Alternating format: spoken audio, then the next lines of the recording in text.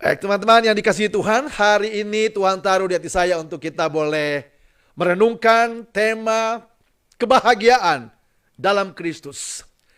Saya masih suka sedih melihat ada begitu banyak hamba-hamba Tuhan buang-buang waktu hanya untuk berdebat, saling menyerang satu dengan yang lain. Hei, berhentilah. Kita harusnya menikmati kebahagiaan yang Tuhan sudah berikan kepada kita dan pergi memberitakan kabar baik. Masih ada 90% masyarakat bangsa ini yang belum percaya Kristus. Jangan berdebat terus. Seminar terus, webinar terus. Kapan kita menangkan jiwa bagi Tuhan? Kalau seminar lalu kita pergi mengutus dan banyak jiwa dimenangkan, itu baik. Tapi kok cuma ngumpulin sertifikat, ngumpulin sertifikat terus untuk apa? Bahkan saya melihat tidak banyak orang yang berupaya untuk menyatukan gereja-gereja. Padahal itu doa Tuhan Yesus.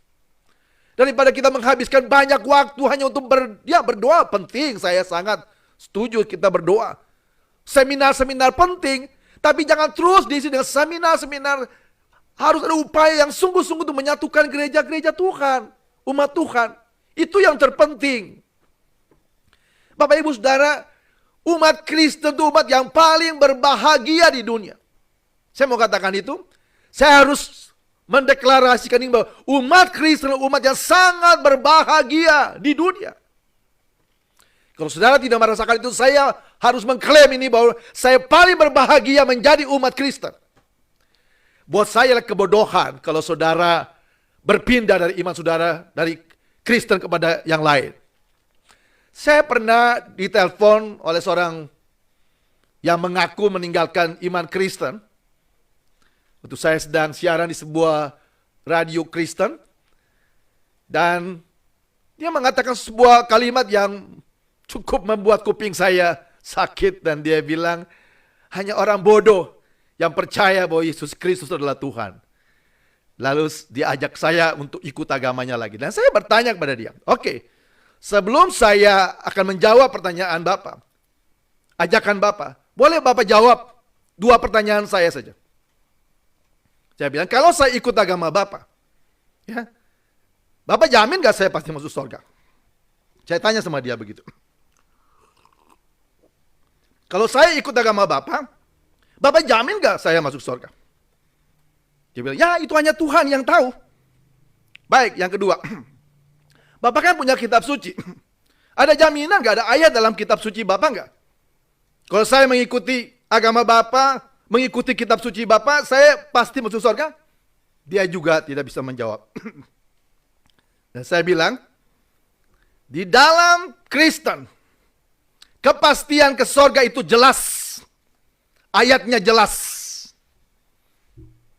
Yesus sendiri yang berjanji, akulah jalan, kebenaran, dan hidup. Tidak ada seorang pun sampai kepada Bapa kalau tidak melalui aku.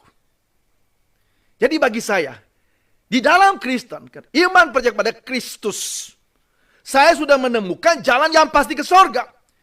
Jadi adalah kebodohan kalau saya berpindah dari kepastian kepada ketidakpastian. Saya bilang, Bapak yang bodoh, apa saya yang bodoh? Buat saya tidak mau ikut jadi bodoh. Karena buat saya, di dalam Kristus, kita sudah menemukan jalan yang pasti ke surga. Di luar Kristus, ya saya tidak tahu. Termasuk Bapak yang mengajak saya, Bapak sendiri. Saya bilang Bapak sendiri tidak tahu, tidak pasti jalan ke surga, bagaimana Bapak mau ajak saya? Sebab itu saya mau ajak teman-teman semua, adalah kebodohan kalau saudara berpindah dari kekristenan. Saudara tidak akan pernah menemukan jalan yang pasti ke surga. Di dalam Alkitab, Kristus berjanji. Ayatnya jelas, janjinya jelas. Sebab itu saya mau katakan bahwa umat Kristen adalah umat yang paling berbahagia di dunia. Maka saya bingung juga nih, banyak dokter-dokter teologi kok malah ribut, menyerang satu dengan yang lain. Seharusnya kita membawa kebahagiaan itu. Umat Kristen itu tugasnya membawa kebahagiaan itu kepada orang lain. Jangan malah berdebat, ribut sendiri. Akhirnya nggak berkembang. Dan saya mau sampaikan kepada Bapak Ibu Saudara, apa yang merupakan kebahagiaan bagi umat Kristen. Saya bagikan 3 hal aja. Tapi kalau saudara sungguh-sungguh merenungkan ini, saudara sungguh-sungguh akan menjadi orang yang sangat-sangat berbahagia. Yang pertama, mengapa umat Kristen umat yang sangat berbahagia? Galatia ayat yang pertama katakan bahwa Kristus sungguh-sungguh sudah datang untuk memerdekakan kita. Dosa itu mengakibatkan hubungan antara kita dengan Tuhan menjadi rusak. Dosa mengakibatkan kita harus dihukum mati. Dosa membuat kita menjadi terkutuk. Dosa mengakibatkan kita berada di dalam kuasa iblis, kuasa kegelapan. Tapi Kristus datang. Dia menanggung hukuman dosa kita. Dan dia membebaskan kita dari hukuman dosa. Dia membebaskan kita dari kutuk. Dan dia membebaskan kita dari kuasa iblis. Itu kebahagiaan yang tidak pernah kita temukan di agama manapun. Jadi buat saya satu kebodohan kalau saudara berpindah dari Kristen kepada yang lain. Saya mau tantang saudara, coba saudara boleh pergi cari dan belajar di agama-agama manapun. Tidak ada kepastian ke sorga. Hanya di dalam Kristus kita menemukan jalan yang pasti ke sorga. Karena Kristus sudah datang menanggung hukuman dosa kita. Hukuman atas dosa kita sudah ditanggung oleh Kristus. Itu kebahagiaan yang kita miliki dan harus kita bagikan kepada orang lain. Semalam saya baru memberitakan Injil kepada seorang wanita, anak muda beragama Hindu, dan saya menjelaskan dalam waktu cuma 1 jam saya menjelaskan, dan dia menerima Yesus sebagai Tuhan. Ya, kabar baik itu harus kita beritakan. Kebahagiaan harus kita beritakan. Saya bilang stop deh. Ya, hamba-hamba Tuhan, berhentilah dengan kalian punya ribut-ribut mulu, bikin rusak persekutuan. Kekristenan jadi rusak dengan orang-orang yang merasa diri hebat. Satu dengan, nggak ada orang yang hebat. Yang hebat cuma Tuhan. Rasul Paulus saja kepada jemaat di Roma bilang apa? Siapa yang bisa mengerti pikiran Tuhan? Siapa yang bisa tahu hatinya Tuhan? Sehebat-hebatnya kita belajar teologi, kita tetap manusia yang terbatas. Jangan suka menghakimi orang lain. Tetapi setiap kita tahu persis bahwa Kristus datang untuk menanggung hukuman dosa kita sehingga kita bebas dengan baik. Kebahagiaan umat Kristen yang pertama karena kita sudah bebas dari hukuman dosa, kita sudah bebas dari kutuk, kita sudah bebas dari kuasa kegelapan, kita sudah bebas dari kuasa iblis. Itu yang membuat kita merdeka dari kuasa iblis. Dan seharusnya kebahagiaan itu harus kita bawa. Beritakan ini. Karena manusia itu penuh dengan ketakutan karena iblis menguasai manusia. Tapi di dalam Kristus kita menemukan kemenangan, kita bebas dari semua itu. Kita berdiri sebagai orang yang bebas, orang yang berbahagia. Yang kedua, kenapa umat Kristen umat yang sangat berbahagia? Kita bukan saja bebas dari penghukuman dosa, kita bukan saja bebas dari kutuk, kita saja bukan bebas dari di bawah cengkraman kuasa iblis. Kolose 1 ayat 13 bilang apa? Kita sudah dipindahkan masuk ke dalam kerajaan sorga. Saya buat satu grup lalu namanya kita warga kerajaan sorga. Tapi kok ada orang yang masih nggak yakin kalau kita adalah warga kerajaan sorga. Tulisan-tulisan dalam Alkitab adalah firman Tuhan. Dan firman Tuhan adalah ya dan amin. Jangan pernah ragu, percaya bahwa kita memang sudah menjadi warga kerajaan sorga. Kebahagiaan kita sudah dipindahkan Tuhan dari dunia ini, dari kerajaan dunia masuk ke dalam kerajaan surga. Saya kemarin dapat sebuah video, ada seorang yang mengatakan bahwa dia punya berapa gelar doktor lah, ya, dengan IPK ya sekitar 3,90 berapa lah segala macam, sudah menguasai Alkitab ayat per ayat lah kira-kira gitu. Hei, lalu apa? Lalu untuk apa itu semua itu? Cuma untuk terus menghabiskan waktu hanya untuk begitu saja? Hei, beritakan kabar baik. Ada banyak orang perlu mendengarkan kabar baik. Lalu saya sedih gitu. Orang pintar dia bilang, kita ini gerejanya katanya membahas Alkitab setiap hari 1 ayat membahas. Kalau orang lain lawan mereka, dia akan kalah. Hei, siapa kita? Kita bukan Tuhan. Makanya saya bingung ya, ada begitu banyak dokter-dokter teologi kok sombong ya. Pada Tuhan bilang, belajarlah padaku karena aku lemah lembut dan rendah hati. Orang belajar teologi itu apa Bapak Ibu? Belajar teologi itu belajar untuk memahami Tuhan dan firman-Nya. Mestinya orang belajar teologi itu menjadi rendah hati. Saya bingung dokter-dokter teologi ini kok jadi banyak yang sombong-sombong ya. Pakai social media untuk menyerang sana, menyerang sini. Hei teman-teman, kalian tuh bikin rusak kekristenan dengan cara-cara seperti itu. Bikin rusak kekristenan, berhentilah dengan itu. Kalian ambil waktu sendiri untuk berdebat, jangan pakai sosial media untuk bikin rusak. Jemaat yang nggak tahu apa-apa jadi bingung mikirin semua itu.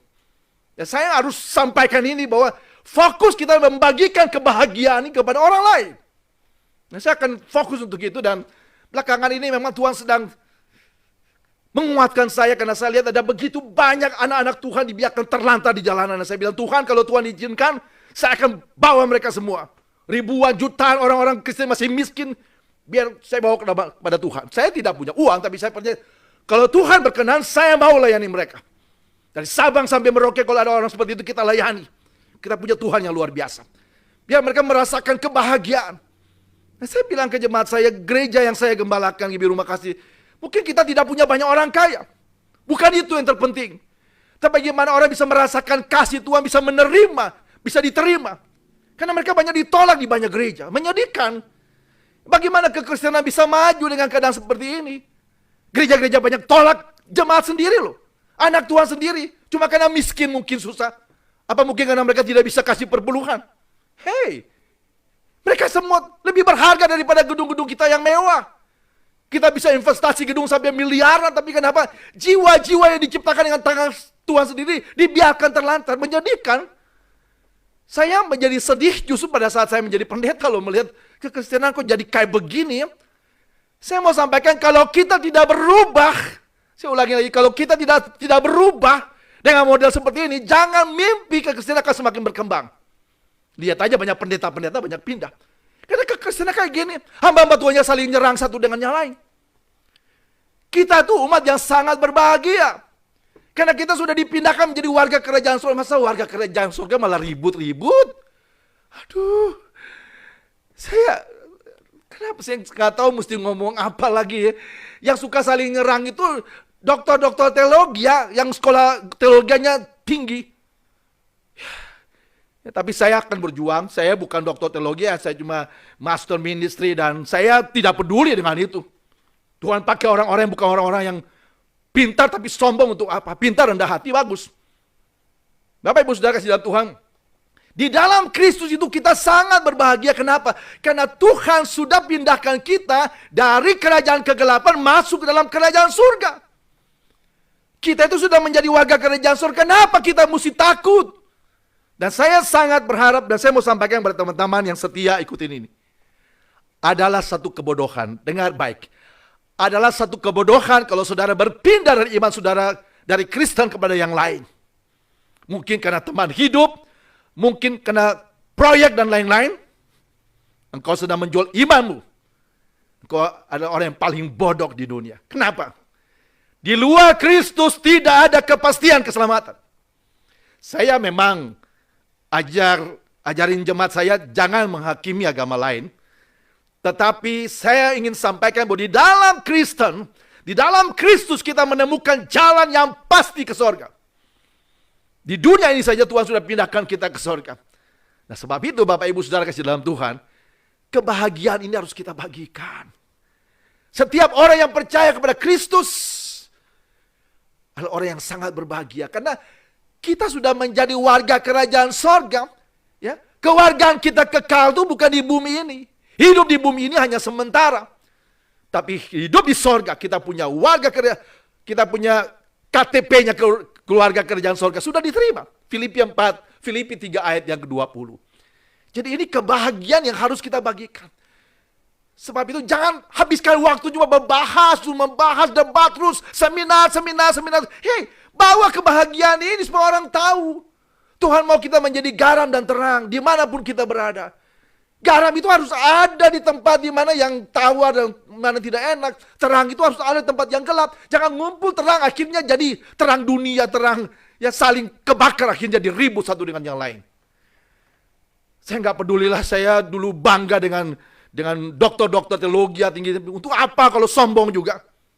Jadi pribadi yang rendah hati itu lebih baik. Saya jujur aja, saya punya teman yang baik, ada pendeta dulu, baik seorang dokter teologi tapi baik, tapi jarang sekali ketemu dengan dokter-dokter teologi yang rendah hati. Ya Bapak Ibu Saudara kasih dalam Tuhan, saya berharap ya udahlah, saya nggak tahu saya mesti ngomong apa lagi, tetapi saya ingin sampaikan bahwa di dalam Kristus kita adalah orang yang sangat berbahagia. tanamkan dalam diri kita, dalam jiwa kita bahwa kita sudah bebas dari penghukuman dosa. Kita sudah bebas dari kutuk. Kita sudah bebas dari kuasa iblis. Iblis, engkau dengar ini. Karena iman percaya kami kepada Kristus, engkau tidak berkuasa lagi atas hidup kami. Karena Tuhan sudah memindahkan kita, membebaskan kita dari kuasa-Mu. Makanya kuasa Tuhan yang ada dalam diri kami, engkau enyah dari hadapan kami. Karena kuasa itu diberikan kepada setiap orang percaya. Usir segala kuasa-kuasa yang mencoba mengganggu setiap anak-anak Tuhan. Dan kebahagiaan kita yang ketiga yang kita harus dilakukan. Dalam Kisah Rasul 20 ayat yang ke-35. Apa yang Tuhan Yesus katakan? Terlebih berbahagia memberi daripada menerima. Umat Kristen itu fokusnya juga jangan minta berkat terus. Fokusnya menerima terus. Matius 20 ayat 28. Yesus memberikan contoh bagi kita. Aku datang bukan untuk dilayani. Aku datang untuk melayani. Hidup melayani, hidup berbagi, hidup yang memberi itu hidup yang lebih berbahagia daripada menerima. Sebab itu jangan kita isi doa-doa kita, Tuhan berikanlah. Udah, sudah terlalu banyak Tuhan berikan buat kita. Tapi doa kita harusnya kita mengucap syukur yang apa yang Tuhan berikan dan utuslah kami Tuhan, inilah kami, utuslah kami. Yang ketiga, kalau saudara boleh menikmati kebahagiaan dalam Kristus, hidup ini untuk berbagi. Hidup ini untuk melayani. Jangan berpikir bahwa berbagi itu hanya dengan uang, tidak. Kita bisa mendoakan orang, kita bisa mengungkapkan kasih kepada siapa aja. Orang-orang yang paling dekat dengan kita. Istri kita, suami kita, anak-anak kita, menantu, cucu-cucu orang tua. Kita bisa berbagi, lalu tetangga. Saudara, kita hidup dengan tetangga tuh harus juga baik. Kadang-kadang kalau kita ada apa-apa, orang yang paling dekat dengan kita kan tetangga. Kita harus membangun hubungan yang baik dengan kita. Nah, saya percaya kalau dalam hidup ini, fokus hidup kita adalah menolong. Kenapa ada banyak konflik yang terjadi dalam rumah tangga, dalam pekerjaan, dalam pelayanan, dalam apa saja komunitas apa. Suka banyak konflik. Kenapa? Karena ada saja orang-orang yang maunya dilayani, maunya dihormati, maunya dihargai. Hei, Tuhan Yesus saja datang untuk melayani, bukan dilayani. Kalau kita menjadi Kristen itu, kebahagiaan kita bukan supaya kita dilayani. Masa Tuhan aja mau melayani, kita sendiri maunya dilayani? Nah, saya percaya ini harus menjadi kebahagiaan kita. Dan saya ingin fokus kita ke depan, kita harus sukacita, jangan sedih hati, dan fokus kita bagaimana berbagi. Karena Tuhan sudah membebaskan kita. Luar biasa, kebahagiaan kita luar biasa. Kita tidak lagi hidup di bawah hukuman dosa. Kita tidak lagi hidup di bawah kutuk. Kita tidak lagi hidup di bawah kuasa kegelapan, kuasa iblis. Dan kita sudah menjadi warga kerajaan sorga. Karena Tuhan sudah pindahkan kita dari kuasa kegelapan ini masuk kerajaan sorga. Jadi fokus hidup kita. Makanya teman-teman sarjana teologi, fokus berbagi aja firman. Jangan suka menghakimi orang. Apa yang saudara dapat, saudara terima, bagikan. Jangan suka menghakimi orang, jangan suka menyalahkan orang lain. Oh, saya yang paling benar, kamu salah. Oh, gak perlu. Kita bukan Tuhan yang bisa menghakimi orang. Sampaikan aja apa yang kita sampaikan juga belum tentu orang terima. Ya kan? Belajar dari Paulus. Paulus orang yang menulis belasan kitab dalam Alkitab aja bilang, siapa yang bisa mengerti pikiran Tuhan? Jadi setinggi apapun pengetahuan teologiamu, mau kamu punya 6, 7, 10, 20 doktor teologi sekalipun, engkau tetap manusia biasa yang tidak melebihi Tuhan. Jadi jangan suka merasa diri paling benar, lalu suka menghakimi orang lain. Itu merusak kekristenan, ya, dan mempermalukan Kristus. Saya tidak malu, saya tidak takut ngomong begini. Karena banyak umat Tuhan yang seharusnya jadi contoh, bahkan tidak jadi contoh yang baik. Punya jemaat banyak juga tidak menjadi contoh yang baik. Saya tidak peduli dengan itu. Ya, yang penting hidupmu harus rendah hati seperti Kristus, baru saya bisa hormati. Kalau kita mau dihormati Tuhan, jangan sombong, jangan belagu. Kita harus menjadi pribadi yang rendah hati. Dan hidup itu berbagi. Saudara punya ilmu, berbagilah dengan junior-junior, itu lebih baik. Kalau saudara melihat bahwa menurut pandangan saudara mungkin berbeda dengan yang lain, dan menurut saudara mungkin menurut saudara itu kurang tepat, ya ketemu dan berbagi kepada mereka. Jangan menyalahkan, oh itu pendeta salah, pendeta penipu. Waduh, sedih ya, sedih. Sudah kita agak minoritas sesama hamba Tuhan bahkan saling menyerang. Mikir gak sih? Mikir gak? Mikir dong. Ya, jangan merusak kekristenan lah kayak gitu. Ya, saya nggak takut, justru saya nggak takut. Saya bilang, oh Pak Yusuf jangan khotbah gini nanti banyak nggak. Oh saya bukan hidup dari persembahan kasih, saya hidup dari Tuhan. Tuhan kasih saya jemaat, saya bisa layani. Soal berkat itu bukan dari gereja atau dari mana, berkat itu dari Tuhan. Kita mau setia melayani, yang penting buat saya mau diundang di gereja cuma satu orang yang di gang becek, ya nggak apa-apa. Saya nggak cari nama untuk jadi pendeta besar. Buat apa? Biar Tuhan yang semakin besar. Dia terlebih besar, itu yang paling penting. Ya, saya mohon maaf deh kalau saya ngomong agak keras, tapi saya sedih aja sih. Seharusnya senior-senior kami ini yang harusnya menjadi contoh yang baik, malah tidak memberikan contoh yang baik. Tapi saya ingin sampaikan kepada teman-teman yang dikasihi Tuhan. Kita sangat berbahagia. Kita orang yang sangat berbahagia karena kita sudah dibebaskan Tuhan Yesus dari hukuman dosa. Kita sudah dibebaskan Tuhan Yesus dari kutuk hukum Taurat. Dan kita sudah dibebaskan Tuhan dari kuasa iblis. Dan Tuhan sudah pindahkan kita sebagai warga kerajaan sorga. Sebab itu fokus hidup kita adalah berbagi, berbagi, berbagi. Melayani. Kenapa fokus kita melayani? Karena Matius 25 ayat 40 berkata, apa yang kita lakukan di dalam pelayanan kepada sesama kita, kita melakukannya kepada Tuhan. Kalau Tuhan Yesus sudah membebaskan kita dari hukuman dosa, dan Tuhan Yesus sudah pindahkan kita dari kerajaan kegelapan masuk ke dalam kerajaan surga, berkat terbesar apa lagi yang lebih dari ini? Uang tidak sebanding dengan keselamatan yang sudah Tuhan berikan. Sebab itu fokus hidup kita bukan lagi minta-minta berkat. Saudara nggak minta juga Tuhan kasih, Tuhan tahu. Fokus hidup kita adalah melayani. Itulah kebahagiaan yang harus kita nikmati dalam kehidupan kita. Tuhan memberkati kita semua. Bagikan kebahagiaan ini bagi setiap orang ya. Biarlah orang diberkati melalui kehidupan kita, melalui kabar baik yang boleh kita sampaikan. Haleluya, haleluya. Amin.